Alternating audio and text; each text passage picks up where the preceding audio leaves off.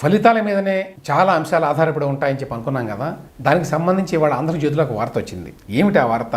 కొంతమంది important officials deputation కోసం CS మీద ఒత్తిడి తీసుకొస్తున్నారు. ఎన్నికల ఫలితాలు రాకముందే మేము ఇక్కడి నుంచి వెళ్ళిపోతామని. అందులో ప్రధానమైన వ్యక్తి Vasudeva Reddy. Even beverages corporation MD. Beverages corporation అంటే మొత్తం లిక్కర్ బిజినెస్ చూసేటువంటి సంస్థ ప్రభుత్వంలో. ఈ వాసుదేవరెడ్డి గారు యాక్చువల్గా స్టేట్ గవర్నమెంట్ ఎంప్లాయీ కాదు. ఈయన ఎక్కడో రైల్వే డిపార్ట్మెంట్లో ఉద్యోగం చేస్తారు. కానీ జగన్మోహన్ రెడ్డి గారికి కావాల్సిన వాడు కాబట్టి ఆయన ఎక్కడో ఉంటే బయట అక్కడి నుంచి తెచ్చుకొని బేవరేజెస్ కార్పొరేషన్ ఎండీగా ఇచ్చారు. ఆయన చేసే ఉద్యోగానికి ఇక్కడ బేవరేజ్ కార్పొరేషన్ ఎండీ పదవికి ఏమాత్రం సంబంధం లేదు. ఈ వాసుదేవరెడ్డి గారిని పెట్టుకొనే మొత్తం లిక్కర్ బిజినెస్ అంతా కూడా జగన్మోహన్ రెడ్డి గారు ఆయన ప్రభుత్వంలో ఉన్నటువంటి కొంతమంది పెద్దలు నడిపారు అనేది ఒక ఆరోపణ. అందులో ప్రధానమైన విషయం ఏంటంటే మొత్తాన్ని వాళ్ళు గుప్పెట్లో పెట్టుకున్నారు. ప్రభుత్వం గుప్పెట్లో బేవరేజ్ కార్పొరేషన్లో ద్వారా ఈ డిస్టిలరీస్ నుంచి కొనడము లిక్కర్ అంతా, ఆ లిక్కర్ని రీటైల్ షాపులకు ఇవ్వాలి.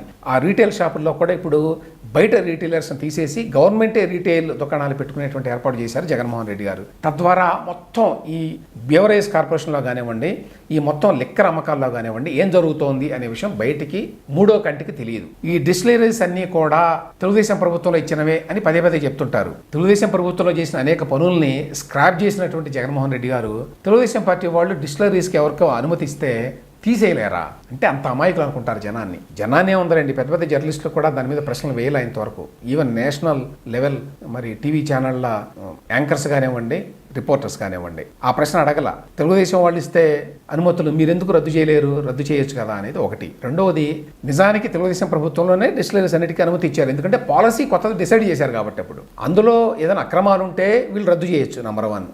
నెంబర్ 2 ఏంటంటే ఎవరికైతే అనుమతులు ఇచ్చారో ఈ డిస్టిలరీస్ వాళ్ళందరూ కూడా ఆ కంపెనీలని ఇప్పుడు వైఎస్ఆర్సీపీ వాళ్ళకి లీజు మీద ఇచ్చేశారు 2019 నుంచి. లేకపోతే మీరు బతకలేరు అని చెప్పారు. సో ఇప్పుడు ఆంధ్రప్రదేశ్లో కానివ్వండి, చుట్టుపక్కల కర్ణాటక, తమిళనాడులో కానివ్వండి ఉన్న అనేక డిస్టిలరీస్ అన్నీ కూడా వైఎస్ఆర్సీపీ వాళ్ళ చేతుల్లో లీజు పేరుతోటి ఉన్నాయి. వాళ్లే యాక్చువల్గా సప్లై చేసేది బేవరేజ్ కార్పొరేషన్కి. సరే, ఏమైనప్పటికీ ఇందులో కొన్ని వేల కోట్ల రూపాయల దందా జరిగింది. ఎస్పెషల్లీ రీటైల్ వ్యవహారంలో ఆన్లైన్ ట్రాన్సాక్షన్స్ లేవు కాబట్టి, అన్ని క్యాష్ ట్రాన్సాక్షన్స్ కాబట్టి బోల్డ్ అంతా మరి బల కింద డబ్బు చేతులు మారింది అనేది ఒక ఆరోపణ. దీని అంతటికీ కూడా పర్యవేక్షణ చేసింది వాసుదేవరెడ్డి గారు. నేను ఇంతకుముందు చెప్పినట్టు ఈయనకి ఈ లిక్కర్ బిజినెస్కి ఏ రకమైన సంబంధం లేదు. ఈయన ఎక్కడో రైల్వే డిపార్ట్మెంట్లో పనిచేశాయని తెచ్చిపెట్టుకున్నారు. రేపు కొత్త ప్రభుత్వం కనుక వస్తే ఈ లిక్కర్ వ్యవహారంలో జరిగిన అనేక అవినీతి కార్యక్రమాలు బయటపడేటువంటి అవకాశం ఉంటుంది. అప్పుడు వాసుదేవరెడ్డి గారు దానికి బాధ్యత వహించాల్సి ఉంటుంది. బహుశా ఈ నేపథ్యంలో ఆయన నన్ను పంపించండి మహాప్రభు అని సిఎస్ జవహర్ రెడ్డి గారిని అడుగుతున్నారట. వారితో పాటు మరొక వ్యక్తి సత్యనారాయణ గారు. ఈయన కూడా రైల్వే డిపార్ట్మెంట్లో అకౌంట్స్ డిపార్ట్మెంట్లో పనిచేసేవాడు. ఎవరి ద్వారా తెచ్చుకున్నారో తెలియదు ఈ సత్యనారాయణ ఆయన్ని. ఈయన తెచ్చుకున్న తర్వాత ఆంధ్రప్రదేశ్లో ఆర్థిక వ్యవస్థ మొత్తం చిన్నాభిన్నం అయిపోయింది. కంప్లీట్గా అవకతవకలతో నిండిపోయింది. ఇంతకుముందు ఉండేటువంటి సాంప్రదాయాలు, నిబంధనలు వాటన్నిటిని కూడా తొంగలో దొక్కేశారు. సిఎఫ్ఎంఎస్ అని చెప్పి ఒక సిస్టమ్ ఉండేది. ఆ సిస్టమ్ మొత్తాన్ని కూడా మట్టిపాలు చేశారు. అంటే దాన్ని అసలు పాటించడం లేదు, దాన్ని అనుసరించడం లేదు. ఇష్టారాజ్యంగా బిల్స్ ఎవరికి ఇవ్వాలంటే వాళ్ళకి ఇచ్చుకుంటున్నారు. గవర్నమెంట్లో చాలా సిస్టమ్స్ ఉన్నాయి. ఆ సిస్టమ్స్ అన్నింటినీ కూడా ధ్వంసం చేశారు వీళ్ళు. అవన్నీ కూడా రేపు బయటపడతాయి. దీంతో పాటు అడ్డగోలుగా అప్పులు తీసుకురావడం, కార్పొరేషన్ల మీద ఒత్తిడి తీసుకొచ్చి వాళ్ళ ద్వారా అప్పులు తెప్పించి ఆ డబ్బులు లాక్కోవడం, ఇట్లాంటి అనేక అరాచకాలకు పాల్పడ్డారు. ఆర్థిక అరాచకాలు అన్ని అని చెప్పడానికి లేదు. దీని అంతటికీ నాయకత్వం వహించింది ఈ సత్యనారాయణ అనేటువంటి వ్యక్తి.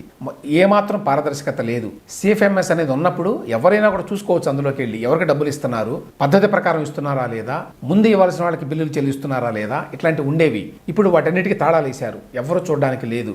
ఈ సత్యనారాయణ గారికి, సిఎస్ జవహర్ రెడ్డి గారికి మాత్రమే తెలుసు.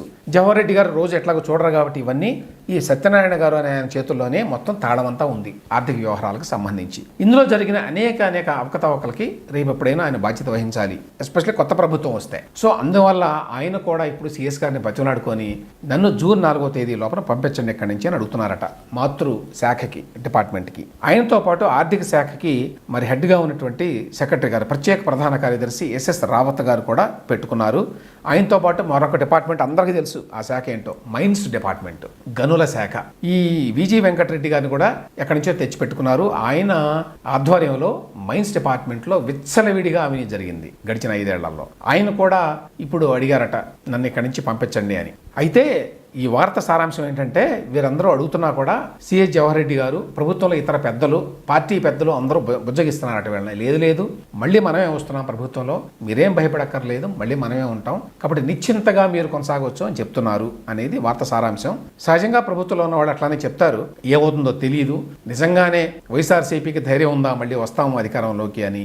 లేదు వీళ్ళందరికీ ఈ విధంగా డెప్యుటేషన్ ముగించి వెనక్కి పంపించేస్తే మాతృశాఖలకి వెంటనే మళ్ళీ చెడ్డ పేరు వస్తుందా, వెంటనే నెగిటివ్గా మాట్లాడుకుంటారా అందరూ అనే భయంతో ఇట్లా చేస్తున్నారా తెలియదు.